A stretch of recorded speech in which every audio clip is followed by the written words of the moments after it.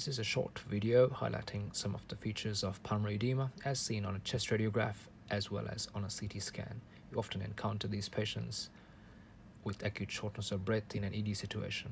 This is a typical scenario such as that where the patient will have some features of underlying cardiac impairment seen on the radiograph such as the pacemaker and bilateral leads, meaning which that the heart rhythm may not have been adequate.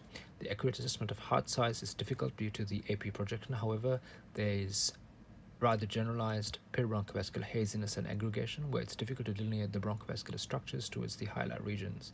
There is also rather diffuse veiling-like appearance, as we will show you what it would account for in a CT scan. Also note carefully that there are small parallel lines along the pleural surface here, or chest wall surface, which correspond to curly B lines as seen with interstitial edema. So this patient has central pulmonary venous congestion as well as an element of interstitial edema.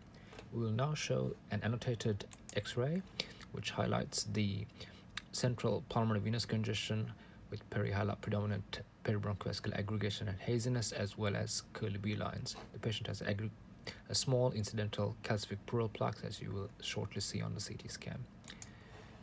So we're now going to bring the corresponding CT scan for the same patient, and you can see the pleural plaque here. It's very visible as a dense, quite sharp density due to a large amount of plaque along the chest wall here. But going back to the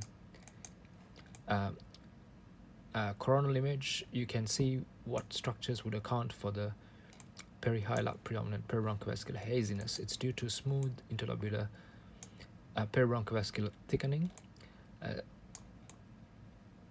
which is due to fluid buildup as well as fluid buildup along the fissures, which correspond to these small curly B lines towards the periphery. The patient additionally has additional basal pleural buildup as demonstrated by symmetrical bilateral pleural effusions. These effusions are cardiogenic and they move very quickly with changing the position of the patient. You also get a gravity-dependent distribution where the interlobular septal thickening is greater towards the basal regions and slightly more towards the posterior regions if the patient has been staying prone for quite a while. We are going to now change this patient into a prone position, and what we do is we are going to turn this patient around where the gravity will be towards this side. So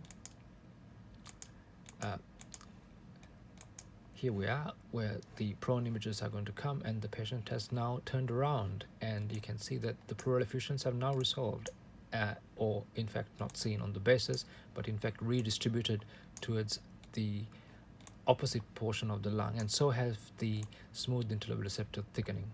So this is in summary some of the typical features of heart failure as encountered on a chest radiograph as well as on a CT scan.